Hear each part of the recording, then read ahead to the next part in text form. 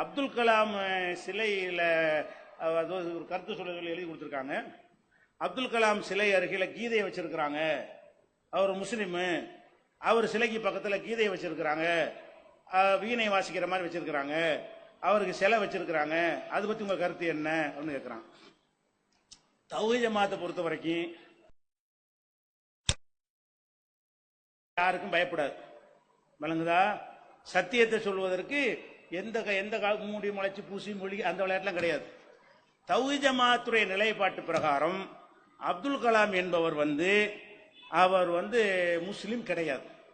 தெளிவா சொல்றோம். அவருடைய பேர் அப்துல் கலாம், பேரை வைத்த ஒருத்தர் முஸ்லீம் இல்ல. அல்லாவை மாத்திரம் வணங்குறவன் தான் முஸ்லீம். அவர் சிலைகளை வணங்கினார், நிர்வாண சாமியார்கள்ட்ட போய் ஆசி வாங்கினார். அப்போ இஸ்லாத்துக்கு போயிடுவார். ஒருத்தர் சிலை வணங்கி விட்டால் முஸ்லீமா இருக்க முடியாது. நிர்வாணமா உட்கார்ந்துருக்காங்க, அவன் பக்கத்தில் போய் கை கட்டி உட்கார்ந்து இருக்கிற ஒரு ஆளு ஒரு பகுத்தறிவாதியா, விஞ்ஞானியா? ஒரு விஞ்ஞானி அறிய வேண்டியது இவன் மனுஷன், நானும் மனுஷன் அறிய வேணாம். மலஜலத்தை சுமந்துக்கிட்டு ட்ரெஸ் போடணும்ன்ற ஒரு அறிவு கூட இல்லாத ஒருத்தனை மதிச்சு இவன் போய் மண்டிட்டு உட்கார்ந்துட்டு இருக்கிறான். இவன் ஜனாதிபதி. இப்படி ஒரு கேவலத்தை ஏற்படுத்தியவர் யாரு? அப்துல் கலாம் என்பவர். அவர் முஸ்லீமாக வாழவில்லை, அவர் தன்னை முஸ்லீம் என்று சொல்லிக் கொண்டதும் இல்லை. அவர் அவரை ஜனாதிபதி எப்படி வந்தாரு? சுதந்திர போராட்ட தியாகி. அவரு ஜனாதிபதி ஆகுறதுக்கு முன்னாடி நாட்டு மக்களுக்கு அதை இதை பாடுபட்டு உழைச்சி அப்படிலாம் பேப்பர் கேள்விப்பட்டிருக்கீங்களா? அவரை ஜனாதிபதி அறிவிக்கிற தேதிக்கு முன்னாடி வரைக்கும் இந்த மனுஷன் பேரையாச்சும் யாராவது கேள்விப்பட்டீங்களா? ஒண்ணும் கிடையாது. இவரு ஒரு அரசாங்க ஊழியர். விஞ்ஞானிகள் ஒரு ஆள் தான் விஞ்ஞானி காட்டுறாங்க, அவ்வளவு பொய். அது பெரிய ஆயிரக்கணக்கான பேர் கொண்ட ஒரு குழு, அதில் ஒரு ஆள் இவர். நல்லா விளங்கிருங்க. ஆயிரக்கணக்கான பேர் விஞ்ஞானிகள் உட்கார்ந்து பல துறைகளில் ஒருத்தன் நட்டை செய்வான், ஒருத்தன் போல்ட் செய்வான், ஒருத்தன் ஸ்பிரிங்க செய்வான். இப்படி பலவிதமான விஷயங்கள் ராக்கெட்டுக்கு அதுக்கு நடந்து கொண்டிருக்கும். ஆயிரக்கணக்கான ஊழியர்களில் ஒரு ஊழியராக இருந்தவர் தானே தவிர இவரே தான் நாயகனும் கிடையாது. நல்லா விளங்கிருங்க. இந்த ஆள் இருக்கும் பொழுது அங்க எல்லாம் இந்த RSS சித்தாந்தம் உள்ளவங்க ஜாஸ்தியா இருப்பாங்க.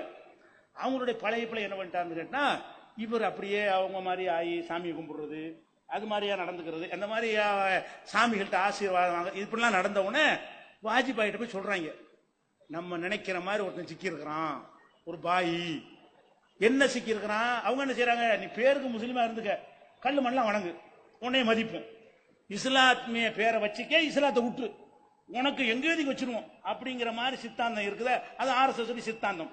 அந்த சித்தாந்தத்துக்கு ஒருத்த மாட்டிக்கிட்டான்னு சொன்ன உடனே வாஜ்பாய் என்ன செய்யறாரு, அவர் ஆய்வு பண்றாரு. அவர் சங்கராச்சாரிய ஆசி வாங்க போறாரு. அங்க போறாரு, ஒரு சாமியார விட மாட்டேங்கிறாரு, ஒரு கோயில விட மாட்டேங்கிறாரு. நிர்வாணமா இருந்தவங்க விழுந்தா தான் கிடைக்கும்னா அதுக்குமே உட்கார்ந்துட்டு இருக்கிறாருன்னு கேள்விப்பட்ட உடனே இவன் தான் நமக்கு சரியான ஆளு அப்படின்னு சொல்லிதான் இவரை ஜனாதிபதி அறிவிச்சாங்களே தவிர, அறிவிக்கிறதுக்கு முன்னாடி இவரை யாருக்கும் தெரியாது. 1000 விஞ்ஞானிகள் ஒருவர் என்று தெரியுமே தவிர மத்தெல்லாம் பில்டப் விடுவாங்க. அவ்வளவு பொய்.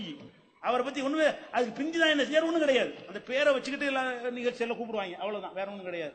அப்ப அவர் போய் நினைஞ்சாரு, இந்த சங் பரிவாரத்தினுடைய உறுப்பினர் கார்டு வாங்காம ஒரு RSS வாதியா நடந்து கொண்டார். நம்மை பொறுத்த வரைக்கும் அவருக்கு பகவத்கீதை வைப்பதுதான் கரெக்ட். அவர் நெத்தில பட்டை அடிச்சு விட்டால் இன்னும் பெற்று, அல்ஹம்துலில்லாஹ், சந்தோஷப்படுவோம். சிரிக்கிற சொல்ல எங்களுக்கு எந்த வருத்தமும் கிடையாது. அவர் வீணை வாசிக்கிற மாதிரி இருந்தாலும் சரி, இப்படி காஸ்தாமா நிர்வாண சாமியார்ட்ட கும்பிட்டார, அதை கூட சிலையா வச்சுக்க, எங்களுக்கு எந்த வருத்தம். ஏன் அவரே நான் சிலை வணங்கின்னு சொன்னவருக்கு சிலை வச்சா என்ன, வைக்காட்டி எங்களுக்கு என்ன? குரானை கொண்டு வச்சு பக்கத்தில் வச்சிருக்காங்க. எவனோ சொன்னதுக்காக வேண்டி குரானை வச்சா குரானுக்கு இழிவுன்னு போராட்டம் எல்லாம் நினைச்சிட்டு இருக்கும்போது அவங்களே போராட்டம் தூக்கிட்டாங்க. இன்னைக்கு குரானை கொண்டு ஏன்டா அவங்க கொண்டு வைக்கிற? குரான் எவ்வளவு புனிதமான வேதம், அதையும் கொண்டு வைக்கிற? நீ குரானையும் வைக்காத, பைபிளையும் வைக்காத, நீ வைக்கிறது பகவத்கீதை, ராமாயணம், உன்னுடைய எல்லா புராணத்தையும் கொண்டு வை, பூணுல கூட ஒன்று போட்டு விட்டுக்க, எங்களுக்கு எந்த ஒரு மறுப்பும் கிடையாது. அவர் இஸ்லாமிய சமூகத்தில் ஒட்டவும் இல்லை. முஸ்லிம்களுக்கு குஜராத் போன்ற கலவரங்கள்ல பாதிப்பு ஏற்படுத்த வாயை கூட திறந்தது இல்லை. அவர் இவ்வளவு பெரிய அநியாயம் நாட்டு நடக்கலாமா என்று என்ன செஞ்சதில்லை. முஸ்லிம்களுக்காக, முஸ்லிம் சமுதாயத்துக்காகவும் அது அநியாயம் செய்யப்படும் போது சும்மா குரல் கொடுக்க வேணாம். இவ்வளவு கொத்து கொத்தா கொள்றாங்கன்னு கூட ஒரு வாயை திறந்தாருன்னா திறந்ததும் இல்லை. அப்ப அவரை வைத்து கோடாலி காமுமாங்கல்ல, கோடாலி காமுனா என்னது? மரத்தை வெட்டுறதுக்கு இந்த இரும்பு தானே வெட்டுது, கோடாலியில் இரும்பு தான் வெட்டும். இரும்பு தன்னால வெட்டுமா? இரும்புக்கு மரம் துணை செய்யணும். மரத்தை வெட்டுறதுக்கு மரத்தினால கோடாலி காம்பு போடுறான்ல, அந்த மரத்தை வச்சு தான் என்ன செய்ய முடியும், வெட்ட முடியும். நம்மளை வெட்டுவதற்கு இந்த கோடாளி கம்பை வச்சுக்கிட்டு என்ன செய்யறாங்க, வெட்டுறாங்க. அதான் மேட்டரை தவிர இவரை பத்தி ஒரு கணக்கில் எடுத்து அவரை வந்து கோவில் கட்டினா கூட நம்ம மறுப்பு கிடையாது. நீ சிலை வச்சாலும் தப்பு கிடையாது, என்ன வேணாலும் போய் பண்ணிட்டு போ, எங்களுக்கு எதுவும் மறுப்பு கிடையாது. எங்க கலர் குத்தாம இருந்தா போதும். நம்ம ஆளுக்கு விளங்காம இஸ்லாம் இயக்கம் நடத்துறோங்கிற பேர்ல வந்துகிட்டு எப்படி பகவத்கீதை வைக்கலாம்? இவனுக்கு என்னடா பகவத்கீதை? அவன் யார் அவனுக்கு 5 தொழுகையாளி? அவரு அப்துல் கலாம் அல்லாஹ் வணங்கினவரா? அப்ப என்னத்துக்காக வேண்டி அவரை பேரை மாத்தாமல் மதம் மாறி போய்விட்டார். ஏன் அவரை சொந்தம் கொண்டாடுறீங்க? ஏன் கலவரத்தை உண்டாக்க பாக்குறீங்க? போய் சேர்ந்தவரை விட்டுட்டு போங்களேன். நம்ம அப்துல் கார் ஒருத்தர் இருக்காரு, இஸ்லாம் வேணான்னு போயிட்டாரு. அவர் போய் எரிச்சா உனக்கு என்ன? அப்துல் காரை இருந்தவர் கொண்டு இணைஞ்சிட்டாங்க, மதம் மாறி போயிட்டாருன்னு அவங்க எரிக்க அந்த சமுதாயம் கூட்டிட்டு போனாங்க. நீ ஏன் சண்டைக்கு போற? எங்களுக்கு விரும்பி வந்தோம் வரட்டும். ஏன் ராமசாமி இருந்த அப்துல் காரை வந்து தள்ளி ஊத்து கொண்டாடுவோம். ஏன்? இந்த கொள்கைக்காகத்தான். அதனால அப்துல் கலாமை பொறுத்த வரைக்கும் இதுக்கு போட்டு தரா கட்டி விட்டாங்க, கோயில் கட்டி விட்டாங்கன்னா அது கட்டாம என்ன செய்வாங்க? அவர் கேட்டதானே செய்யறாங்க. அவர் எதை விரும்பினாலும் எப்படி நடந்தார் அதுதானே செய்யறாங்க. அவருக்கு ஏற்றதை செய்யும் பொழுது இப்படி பஞ்சாயத்து ஆகிட்டு இருக்கிறீங்க. இந்த கண்டுக்கிறவே செய்யாது, அது ஒரு மேட்டராவே எடுத்துக்கிறாதீங்க. அதான் தௌஹீத் ஜமாத் நிலைப்பாடு. அவர் அந்த பகவத்கீதையை கரெக்டா தான் நரேந்திர மோடி RSS ஆட்கள் கரெக்டா அது கணித்து இவர் இதுக்குரிய ஆள் தான், சிக்கந்தர் பகத் மாதிரி, முத்தார் அப்பாஸ் நக்வி மாதிரி இவர் ஒரு ஆள் கிடைச்சிருக்காருன்னு சொல்லி செய்யறாங்க. அதுல வந்து நம்ம கவலைப்படுற உண்மை கிடையாது. ஒரு அப்துல் கலாம் போனதுக்கு 1000 பேருக்கு மேல பெரிய பெரிய விஞ்ஞானிகள் கூட்டம் சேர்ந்துகிட்டு இருக்கலாம். வழங்குதா? இவர் நாளையெல்லாம் இஸ்லாத்துக்கு பெருமை இல்லை. இஸ்லாத்தில் அவர் இருந்தால் அவருக்கு பெருமை. இஸ்லாத்தை விட்டு போனால் இஸ்லாத்துக்கு எந்த சிறுமையும் கிடையாது, வளர்ந்துகிட்டு தான் இருக்குது. இவர் போனதுனால இஸ்லாத்துக்கு போயிருச்சா?